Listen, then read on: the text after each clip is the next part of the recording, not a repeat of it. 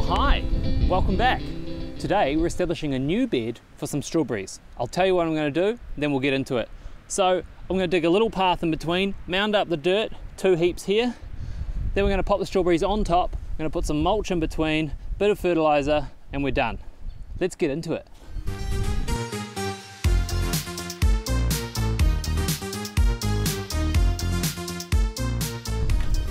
Whew.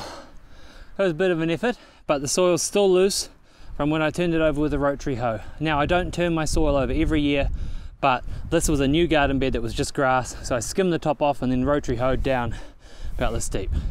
So now that we've got these in lumps, we're going to chuck on some fertilizer. So we've got some blood and bone.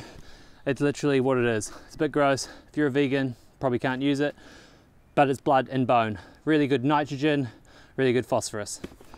And then we've got some dynamic lifter. Now this is organic. I got it from Bunnings, you can get it at most stores. It's composted manure, blood and bone, fish meal, and seaweed. I'm doubling up on that blood and bone, but I really like this product. I've used it for a couple of years now, and it's a nice pelletized form, slow release, organic. It's great. We've got some natural sulfate of potash. If you're using heaps of nitrogen, so this will be quite high in nitrogen, and if you're using too much nitrogen, you're going to get big leafy strawberries and no flowers, thus no fruit. So that's where this comes in. Now we're going to chuck a little bit of this on, and we're going to work it into the topsoil. I'm going to put it on top because I'm going to dig the holes for the strawberries. Now you want to open your bag with a sharp, small knife. Now you also want to wear gloves when handling fertilizers.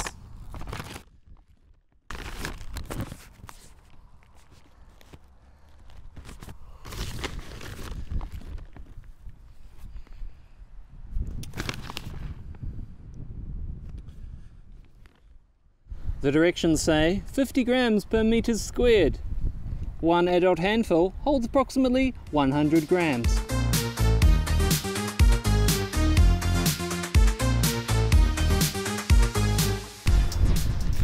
The added bonus of doing this on a windy day is the whole garden gets fertilized. Right, now I'm actually going to not put this dynamic lifter in now because I've still got to put compost in and I want to give them a boost later on, so I'm just going to wait on this one. Now, directions say don't open this in a confined space, always wear gloves. Now, I actually do wear gloves when I'm handling compost, seed raising mix and potting mix, because I've got really sick before and people who've died use it from listeria poisoning. So it's a pretty serious thing. It's a live product, bacteria is breeding in there, not ideal. So I do recommend you wear gloves.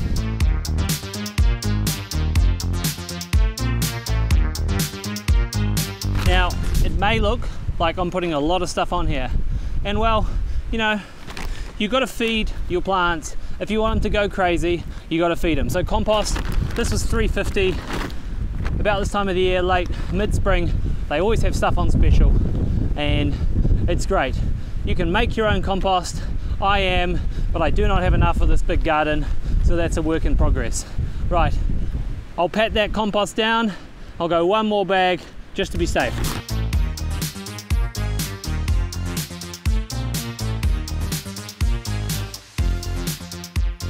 Now, as you can see, my little mounds are a bit high, so I'm just working it in with a fork. That helps incorporate it, means it doesn't burn your little plants, and it's a bit more slow release.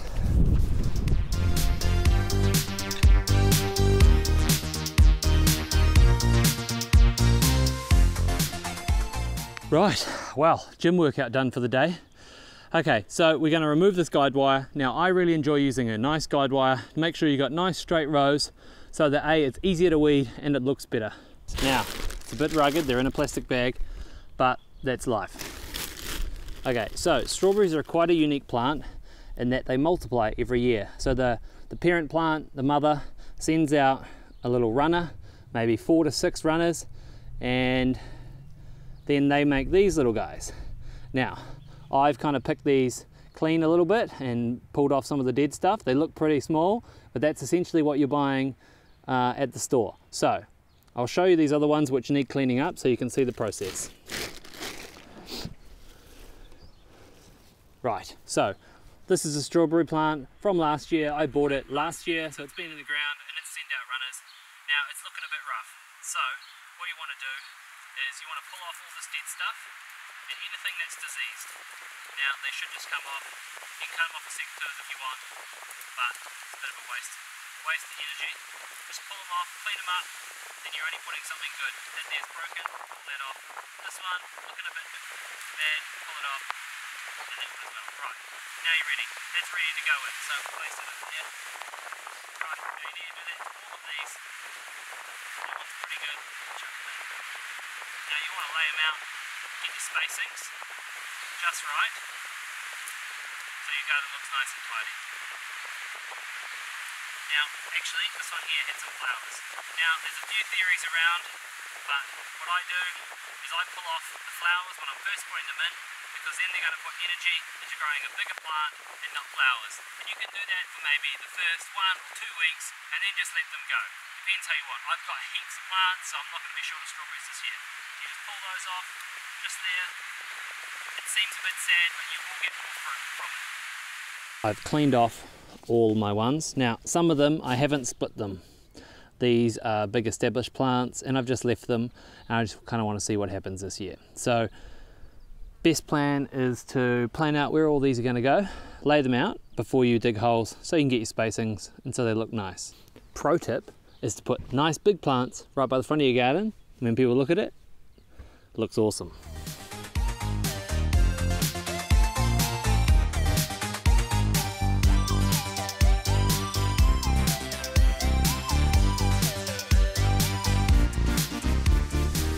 Now I'm keeping the ones that I bought on one side and all the ones I've been given on the other, just to see kind of who does better, because they reckon these are clonally propagated and that they should do better than runners. So I want to do a little experiment. I'm always kind of trying new things.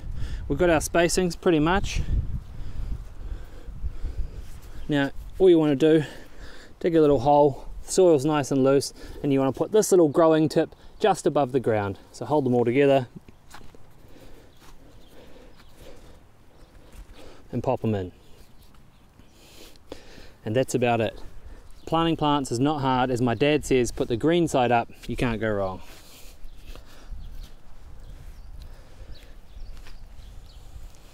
I've chucked a couple here together, probably all the way along here, just so my garden looks good, and they'll be alright. They'll survive, and they'll become nice big juicy plants in no time.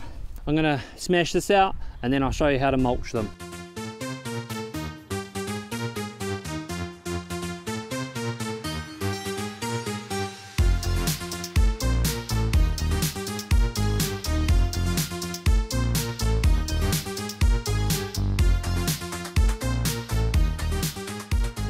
The last thing is you want to put some mulch down.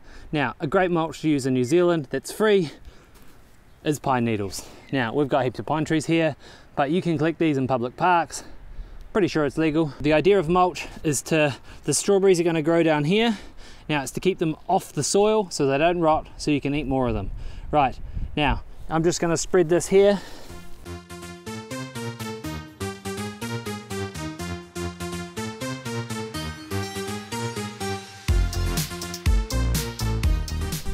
Now, I did that the fast way. Now I'm just making sure that the strawberries are above ground and they're mulched around. Now, mulch is great. General mulch keeps out weeds, retains moisture, but pine needles are very acidic by nature, and strawberries like a high pH, so nice and acidic. So this acidifies the soil around this area and it'll get you nice, delicious strawberries.